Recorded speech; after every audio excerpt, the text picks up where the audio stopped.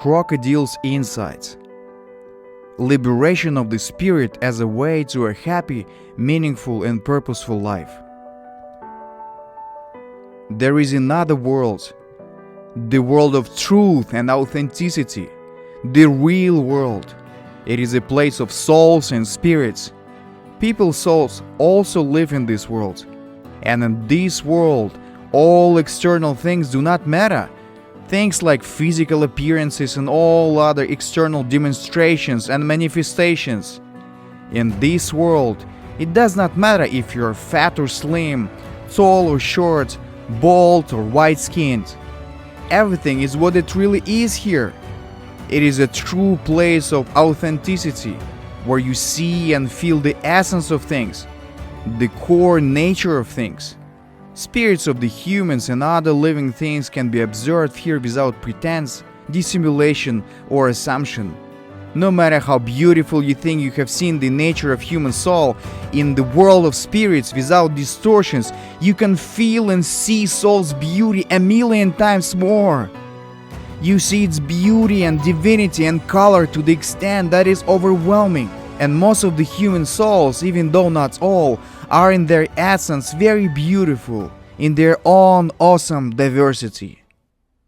But the world that we think is real is like a simulation where human souls assume their physical avatars. In the world that we think is real, we are placed into our physical bodies and try to adapt into the simulated world.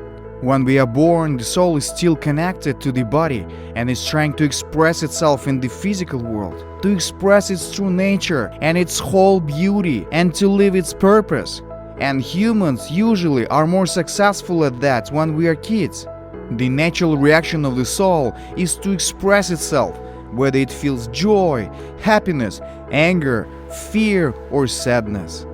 And as humans live their lives, they come across all kinds of experiences which provoke soul to express myriads of emotions, and most inevitably, some of which are provoked by unpleasant and hurting experiences.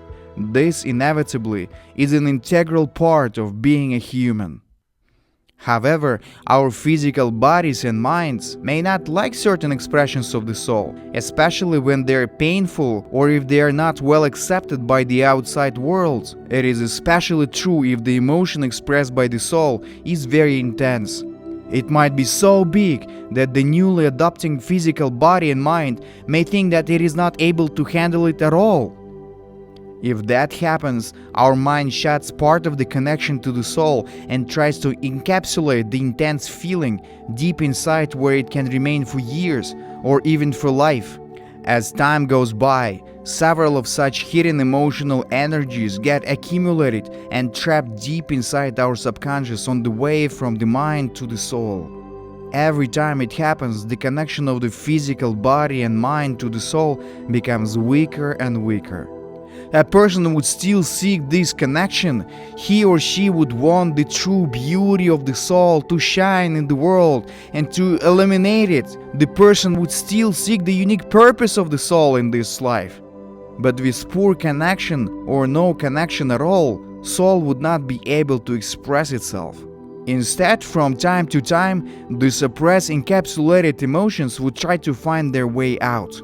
If the grief or sadness was suppressed, it would find all the possible opportunities to express itself. If it was anger, the anger would find all the possible ways and excuses to express itself and to lash out onto other people and situations.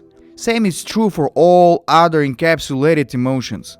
The human would also want to feel happiness and joy, but without the deep connection to the core self and one's own soul, the body and the mind are not able to feel it. It is the essence of the soul to feel. With no connection and with deeply hidden and encapsulated emotions, humans start going around in life pretending who they are not.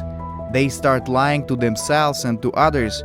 They may start substituting love for lust, friendship with pure benefits-driven connections, joy and happiness with bodily pleasures. Every soul has its awesome, unique beauty.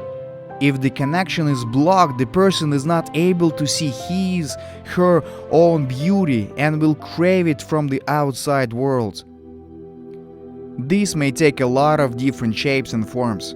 Some women make injections into their lips, not as an expression of their soul, but out of the need to feel beautiful, and most importantly, to feel joy and happiness. But if it was not the expression of the soul, but bodies and minds craving for happiness, the operation would not restore the connection to the deep core self and the soul, and the desired happiness and joy would not come. Same is true for some of the guys who use steroids to unnaturally increase the size of their muscles, or people who make all kind of modifications for their physical or social appearances. However, it's not true for all the people and all expressions. Dressing up with the most beautiful dress might be the expression of the person's soul, whether or not others appreciate it. Working out in the gym might also be the person's true self and soul's expression. Some people express their soul in art, in writing, in their attitude toward their family or toward other people, in the way they cook, in the way they dance, in the way they live. Even a lip injection perhaps might be an expression of the person's self, but only if it is an authentic expression of the soul, and the person initiates it from a happy place and not in the search to fill in the void. One other thing, each soul is unique. It has its unique purpose in life. When we lose connection to the soul, we no longer are able to feel the purpose. Each soul is craving to fulfill its purpose in life. This is how the soul brings happiness and meaning to life. When people lose connection to the soul and no longer can sense the purpose, they look for other ways to fill the void.